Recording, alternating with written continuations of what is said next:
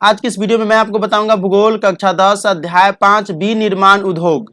इस चैप्टर का नाम है बी निर्माण उद्योग और इस चैप्टर की जितने भी इंपॉर्टेंट बातें हैं यानी नोट्स मैं बनाकर रखा हूँ वो नोट्स आपके साथ शेयर करूंगा। इस वीडियो में आपको बताऊंगा जो इंपॉर्टेंट चीजें होंगे वो बताऊंगा और साथ ही साथ इस चैप्टर के जितने भी ऑब्जेक्टिव सब्जेक्टिव क्वेश्चन है सारे के सारे आपको इस वीडियो में बताए जाएंगे। तो चलिए वीडियो को शुरू करते हैं।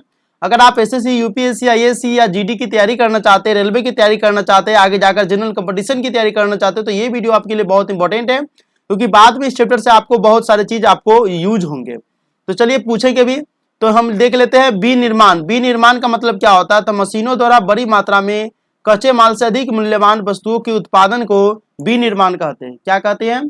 तो बी निर्माण आप जान ही गए होंगे। चलिए मैं थोड़ा और इसे जूम कर लेता हूं। ठीक है, ठीक है, यहाँ देखिए जूम हो गया। तो बी निर्माण का मतलब क्या हो गया? तो बी निर्माण मशीनों द्वारा बड़ी मात्रा में कच्चे माल से अधिक मूल्यवान वस्तुओं के उत्पादन को बी निर्माण कहते हैं। ठीक है, तो बी निर्माण इस चैप्टर का नाम है बी निर्माण उद्योग। तो बी निर्माण तो आप समझ गए होंगे कि मशीन जो होता है वो बड़ी मात्रा में कच्चे माल जो होते हैं उसे अधिक मूल्यवान वस्तु के उत्पादन को बी निर्माण कहते हैं। मतलब कच्चा माल है और उसे हम बनाए एक नया वस्तु तो उसे उत्पादन किया तो हम उसे बी निर्माण कहते हैं। उद्योग किसे कहते हैं? बी निर्माण का विस्तृत रूप औद्योगिक उद्योग कहलाता है। बी निर्माण का विस्तृत रूप जो होता है, विस्तार रूप जो होता है वो उद्योग कहलाता है। ठीक है, आधारभूत उद्योग किसे कहते हैं? ठीक है, तो ऐसे उद्योग जो दूसरे उद्योगों के लिए अपने तैयार माल को कच्चे माल के रूप में आपूर्ति करते हैं, जैसे में हो गया लोहा और इस्पात उद्योग। ठीक है, आधारभूत उद्योग में वैसे उद्योग होते हैं जो दूसरे उद्योगों के लिए अपने तैयार माल को कच्चे माल के रूप में आपूर्ति करते हैं, जैसे लोहा हो गया और इस्पात उद्योग हो गया। ठीक है, आगे हम आपको और भी बताएंगे। देखिए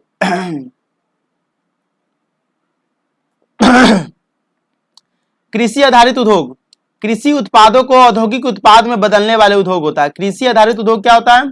कृषि उत्पादों को औद्योगिक उत्पाद में बदलने वाले उद्योग जो होते हैं वो होते हैं कृषि आधारित उद्योग। कुटीर उद्योग, छोटी मशीनों की सहायता से परिवार के द्वारा अपने घर में चलाए जाने वाले उद्योग को कुटीर उद्योग कहते हैं। आजकल कुटीर उद्योग जो है भारत में बहुत फेमस है। जैसे कि कोरोना वायरस में मास्क बनाया जाता था घर घर, लोगों के घर घर। ठीक है, बहुत सारे ऐसे काम जो है मशीन की सहायता से, जैसे लोग सब जो होता है गांव देहात में जो है कपड़ा, लोग महिलाओं की कपड़ा सीते हैं, पुरुषों की कपड़ा सीते हैं, उसे कुटीर उद्योग हो गया। जैसे खादी हो गया, हस्तकला इत्यादि हो गया। ठीक है, अब लघु उद्योग किसे कहते हैं? वे उद्योग जिन्हें अल्प पूंजी और थोड़े श्रमिकों के द्वारा चलाया जाता है। ठीक है, अल्प पूंजी मतलब कुछ भी उसमें पूंजी लगा लिया, कुछ जो है मजदूर को उसमें रख लिया तो हम उसे लघु उद्योग कहते हैं। ठीक है, अब देख लेते हैं भारी उद्योग। भारी उद्योग किसे कहते हैं? वे उद्योग जो भारी और अधिक स्थान घेरने वाले कच्चे माल का प्रयोग करते हैं, जैसे लोहा और इस्पात उद्योग हो गया, चीनी उद्योग हो गया, सीमेंट उद्योग हो गया। तो ये सब भारी उद्योग होता है। भारी उद्योग में क्या होता है कि अधिक स्थान घेरता है, जैसे चीनी मिल जो होता है ना वो हो गया भारी उद्योग। लोहा इस्पात का जो बनता है वो हो गया। सीमेंट का उद्योग होता है, सीमेंट फैक्ट्री होता है, ये सब भारी उद्योग के अंदर में आ गया। निजी क्षेत्र के उद्योग क्या होता है? किसी एक व्यक्ति या व्यक्तियों के समूह द्वारा संचालित लाभप्रद कार्य, जैसे डाबर हो गया, बजाज हो गया, ये सब क्या हो गया? ये हो गया निजी क्षेत्र का उद्योग। तो डाबर की कंपनी होती है वो निजी क्षेत्र हो गया, बजाज की कंपनी हो गया, ये निजी क्षेत्र की उद्योग हो जाता है। सार्वजनिक क्षेत्र के उद्योग, तो सरकार के स्वामित्व और प्रत्यक्ष नियंत्रण वाले उद्योग जो होते हैं। ठीक है, सरकार के स्वामित्व और प्रत्यक्ष नियंत्रण वाले उद्योग जो होते हैं उसे हम क्या कहते हैं? सार्वजनिक क्षेत्र के उद्योग। जैसे सेल हो गया, सेल होता है, भेल हो गया, गेल हो गया। ठीक है, ये सब होता है। ठीक है, आगे हम देख लेते हैं संयुक्त उद्योग। जो उद्योग राज्य सरकार और निजी क्षेत्र के संयुक्त प्रयास से चलाए जाते हैं, जैसे ऑयल इंडिया लिमिटेड। संयुक्त उद्योग में क्या होता है? वे जो उद्योग राज्य सरकार और निजी क्षेत्र के संयुक्त प्रयास से चला, जैसे ऑयल इंडिया लिमिटेड हो गया। ऑयल इंडिया लिमिटेड जैसे आप लोग पेट्रोल पंप देखते हैं तो ये सब क्या होगा? संयुक्त उद्योग हो गया। यानी राज्य सरकार की मदद भी मिलता है इसमें, राज्य सरकार भी अपना हिस्सेदारी करता है और लोगों का निजी जो खोले हुआ रहता है जो अपना जमीन में वो भी होता है। ठीक है, आगे हम देख लेते हैं 11 नंबर सरकारी उद्योग, जिनका स्वामित्व कच्चे माल की पूर्ति करने वाले उत्पाद को, ठीक है, श्रमिकों या दोनों हाथ में होता है। लाभ हानि का विभाजन भी अनुपातिक होता है, जैसे केरल का नारियल उद्योग, महाराष्ट्र का चीनी उद्योग, ये सब होते हैं। आप घबराइए नहीं, वीडियो को आप देखते रहिए। इसमें पीडीएफ का लिंक मैं दे दिया हूं डिस्क्रिप्शन में, आप जाकर डिस्क्रिप्शन में से आप जो है ये पीडीएफ डाउनलोड कर सकेंगे। सारे के सारे आप जैसे मैं पढ़ा रहा हूं उसी टाइप से आपको मिल जाएंगे। ठीक है, विदेशी विनिमय, एक देश की मुद्रा को दूसरे देश की मुद्रा में बदलने की प्रक्रिया को विदेशी विनिमय कहते हैं। विदेशी विनिमय क्या होता है कि मान लीजिए कि भारत की रुपया है और हम यूएस के जो अमेरिका के रुपये डॉलर होता है उसमें अगर हम बदल लिए तो हम उसे क्या कहते हैं, विदेशी विनिमय कहते हैं। विदेशी मुद्रा क्या कहता है, मुद्रा का वह माध्यम जिसके द्वारा सरकार दूसरे देश से वस्तुएं खरीदती और बेचती है। तो विदेशी मुद्रा हो गई, मान लो कि भारत सरकार को कुछ सामानें खरीदनी होगी, अमेरिका से एक्सपोर्ट करवाना होगा भारत में, अमेरिका से कुछ सामान को भारत में एक्सपोर्ट करवाना होगा, तो वह भारतीय रुपया को क्या करेगा, उसी रुपया से अमेरिका के रुपया में मतलब उसी के अनुसार से चेंज करके उस देश की सामान खरीदेगा, तो वहां पर विदेशी मुद्रा हो जाता है। ठीक है, चलिए हम देख लेते हैं खनिज आधारित उद्योग। तो खनिज आधारित उद्योग होता है जो उद्योग कच्चे माल के रूप में खनिजों का उपयोग करता है, जैसे सिलाई मशीन हो गया, सीमेंट उद्योग हो गया, लोहा एवं इस्पात उद्योग इत्यादि हो गया। तो खनिज आधारित उद्योग होता है कि जो उद्योग कच्चे माल के रूप में खनिजों का उपयोग करते हैं, जैसे में हो गया कि सिलाई मशीन। ठीक है, खनिजों सिलाई मशीन जो होता है क्या करता है, कच्चे माल को पहले लेता है, उसके बाद सीमेंट उद्योग देख लो, लोहा हो गया, इस्पात उद्योग, ये सब हो गया। ठीक है, औद्योगिक रुग्णता मतलब बीमारी, उद्योगों की हानि या उद्योगों का बंद होना औद्योगिक रुग्णता या औद्योगिक बीमारी कहलाते हैं। ठीक है, तो जितने भी नोट्स थे, जितने भी इस चैप्टर की इंपॉर्टेंट बातें थे, मैं आपको बता दिया हूं। अब हम चलते हैं एक नंबरी वाले क्वेश्चन की तरफ। ठीक है, तो एक नंबरी वाले क्वेश्चन की तरफ हम देख लेते हैं। यहाँ पर देखिए विनिर्माण किसे कहते हैं। मैं आपको शुरू में ही बताया था कि चैप्टर का नाम ही है विनिर्माण उद्योग, तो हम इस चैप्टर में बताए थे कि विनिर्माण किसे कहते हैं। तो विनिर्माण आपको मालूम ही होगा किसे कहते हैं। इसको भी हम थोड़ा जूम कर लेते हैं। ठीक है,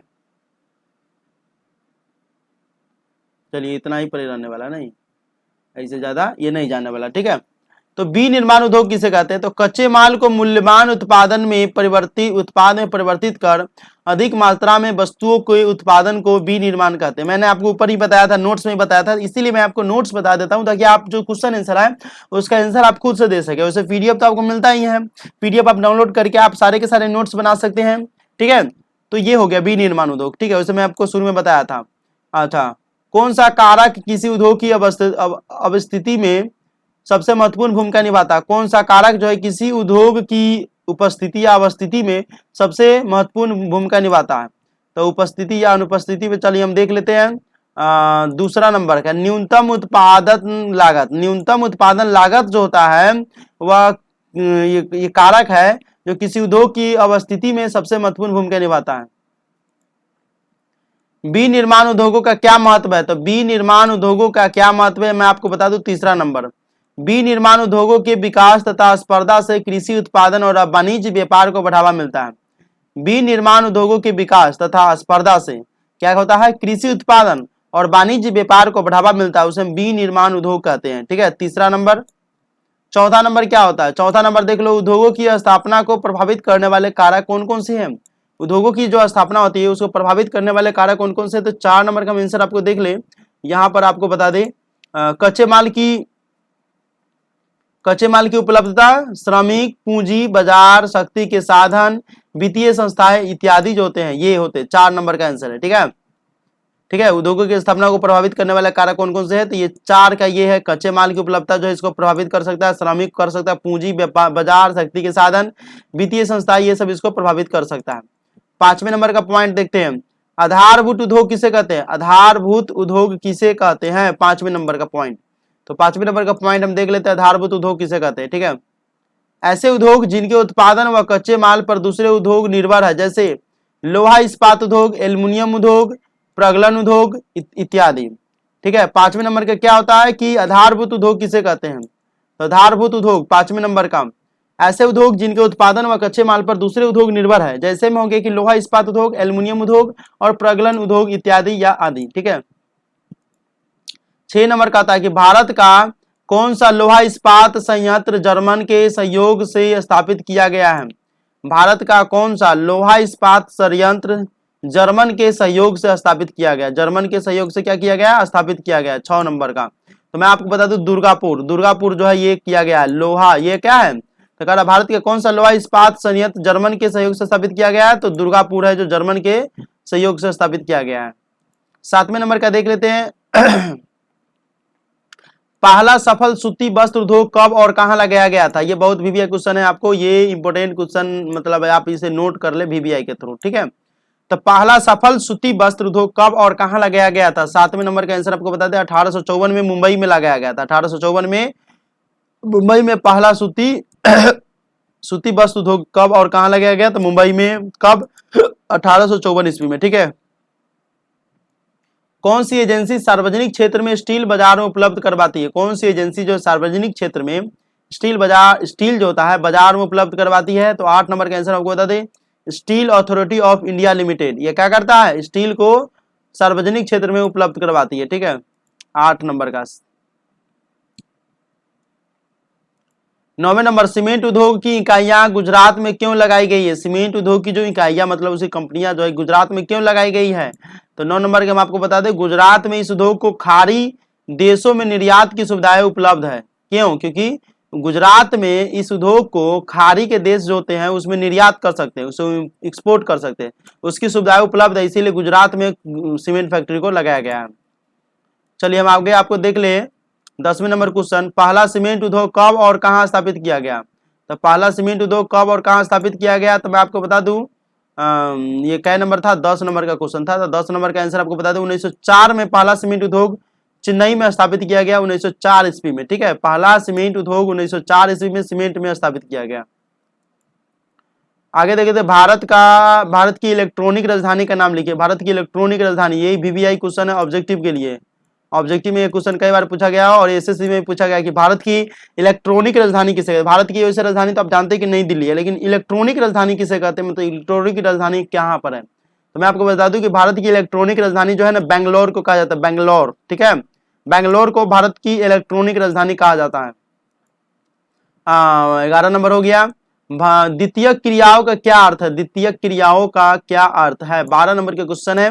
तो मैं आपको बता दूं द्वितीय क्रियाओं का मतलब होता है कि द्वितीय क्रियाओं में लगे व्यक्ति कच्चे माल का आकार बदल कर वह उसे परिष्कृत वस्तुओं में परिवर्तित कर देता है। क्या करता है? लगे कच्चे व्यक्ति जो है कच्चे माल का आकार क्या करता है? बदल देता है, उसे परिष्कृत करता है। परि मतलब पुनः उसे परिष्कृत करके वस्तुओं में परिवर्तित करता है, पूरा पुनः उसके आकार को चेंज करके फिर से एक नई वस्तु बना लेता है, उसे हम द्वितीय क्रिया कहते हैं। ठीक है, चलिए हम आपको 13 का भी आंसर आपको बता दें कि कौन से उद्योग में चूना पत्थर को कच्चे माल के रूप में प्रयोग किया जाता है? वैसे तो आप लोग आंसर देख ही लिया है, तो इसमें आपको बता दूं कि चूना पत्थर जो होता है कच्चे माल के रूप में प्रयोग किया जाता है। पिछले चैप्टर में मैं आपको बताया था कि चूना पत्थर जो है सीमेंट के उद्योग में, तो 13 का आंसर हो जाएगा सीमेंट उद्योग। ठीक है, सीमेंट उद्योग में कच्चे माल के रूप में चूना पत्थर का यूज किया जाता है।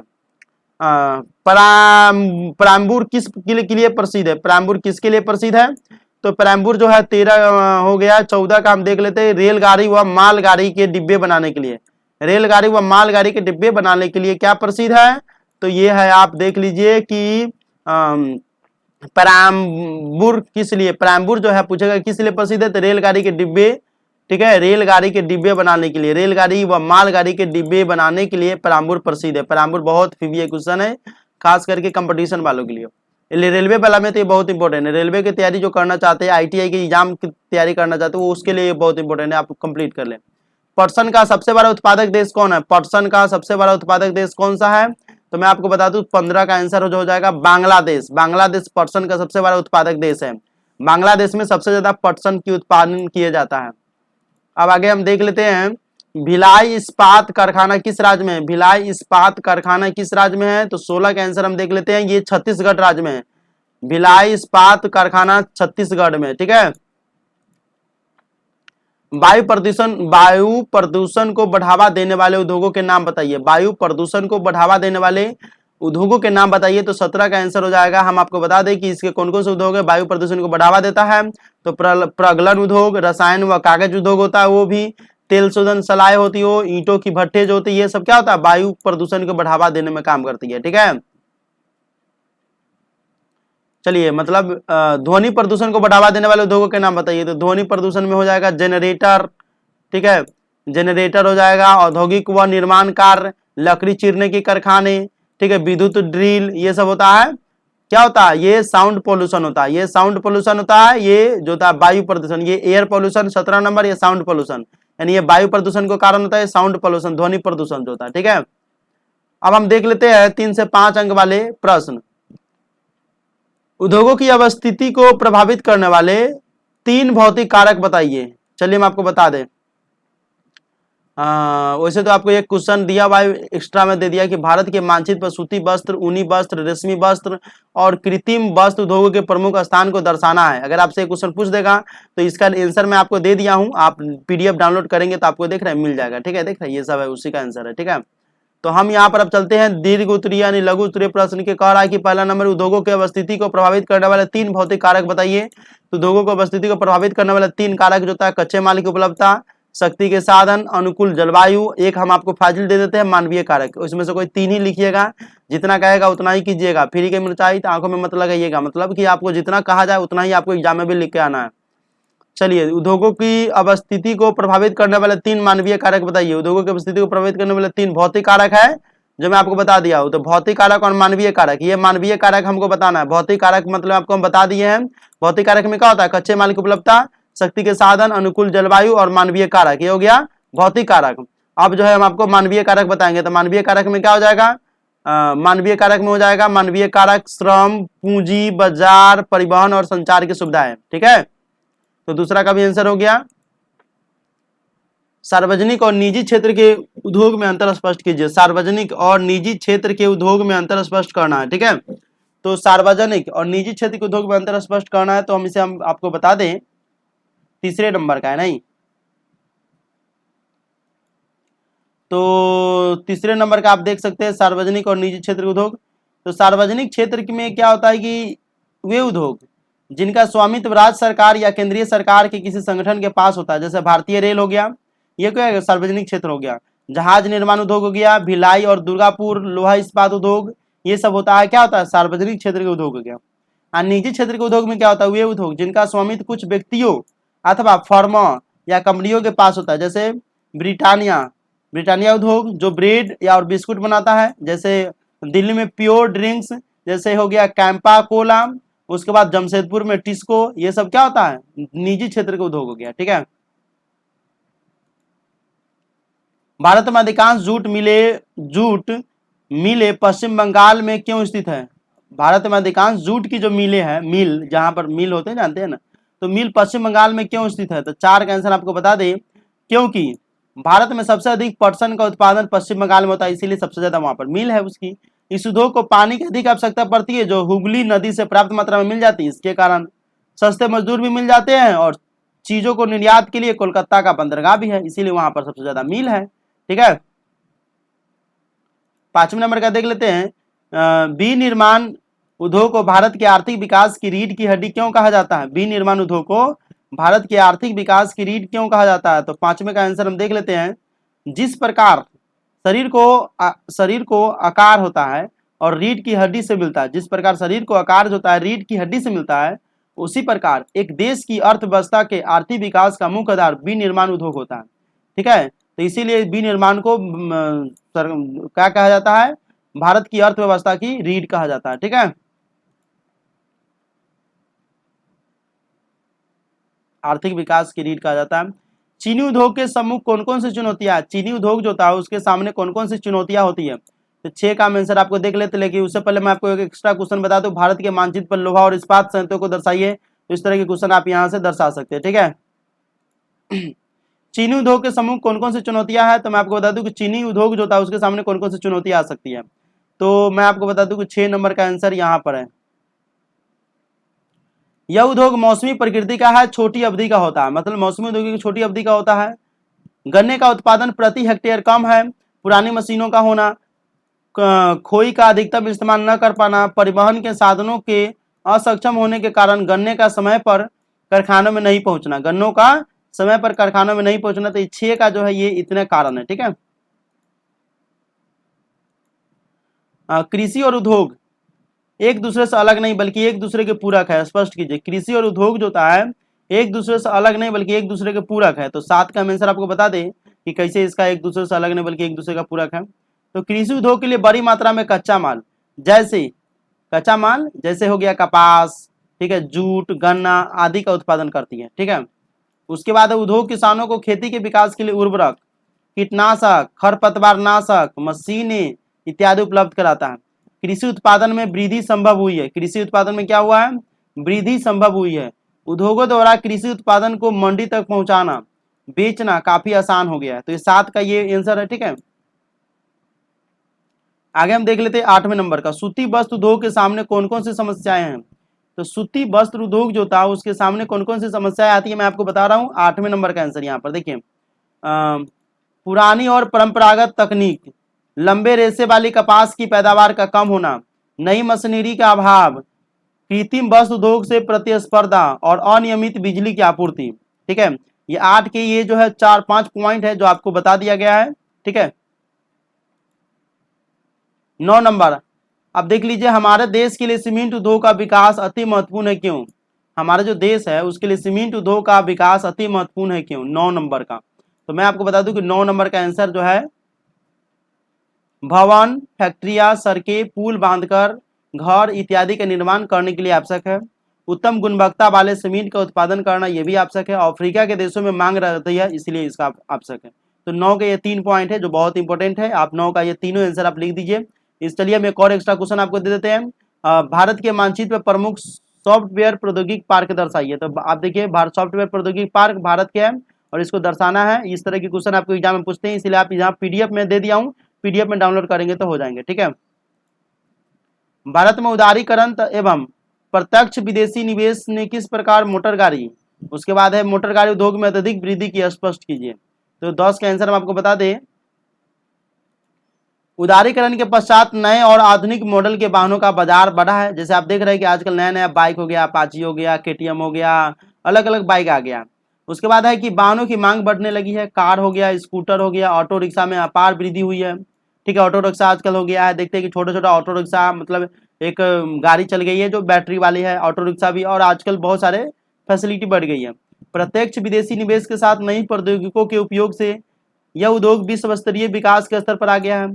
आज 15 इकाइयां कार, 14 इकाइयां स्कूटर, मोटरसाइकिल तथा ऑटो रिक्शा का निर्माण करती है। आज जो है 15 इकाइयां कार, 14 इकाइयां स्कूटर, ठीक है, और मोटरसाइकिल तथा ऑटो रिक्शा का निर्माण करती है। तो ये थे 10 के आंसर, आप पीडीएफ में से आप लिख लेंगे।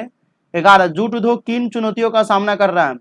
तो जूट उद्योग जो है किन किन चुनौतियों का सामना कर रहा है मैं आपको बता रहा हूँ। तो कृत्रिम रेशों से चीजें बनने लगी है, कृत्रिम रेशे से बनी चीजें सस्ती होती है, जूट की खेती पर व्यय बहुत होता है, मतलब खर्च बहुत होता है। विदेशी स्पर्धा का मुकाबला बाजार में चुनौती के रूप में खड़ा है। बांग्लादेश अंतर्राष्ट्रीय बाजार में चुनौती के रूप में खड़ा है, बांग्लादेश भी जो था अंतर्राष्ट्रीय बाजार में चुनौती के रूप में खड़ा है, ठीक है। तो ये थे 11 के आंसर कि जूट उद्योग किन चुनौतियों का सामना करता है। तो जो था हम आपको बता दिए हैं।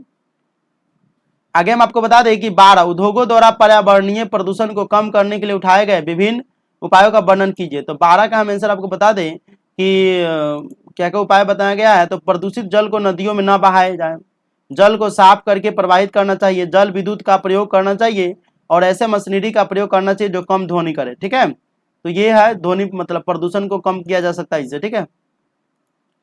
भारत के सूचना प्रौद्योगिकी उद्योग का आर्थिक विकास में योगदान का वर्णन करें। भारत के सूचना प्रौद्योगिकी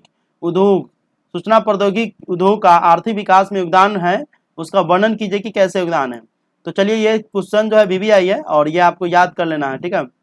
रोजगार उपलब्ध करवाता है, विदेशी मुद्रा अर्जित करता है, कार्यरत महिलाओं की संख्या में वृद्धि हुई है, हार्डवेयर और सॉफ्टवेयर का निरंतर विकास हो रहा है, सॉफ्टवेयर प्रौद्योगिकी पार्क विशेषज्ञों को एकल विंडो सेवा तथा उच्च आंकड़े संचार सुविधा प्रदान करता है।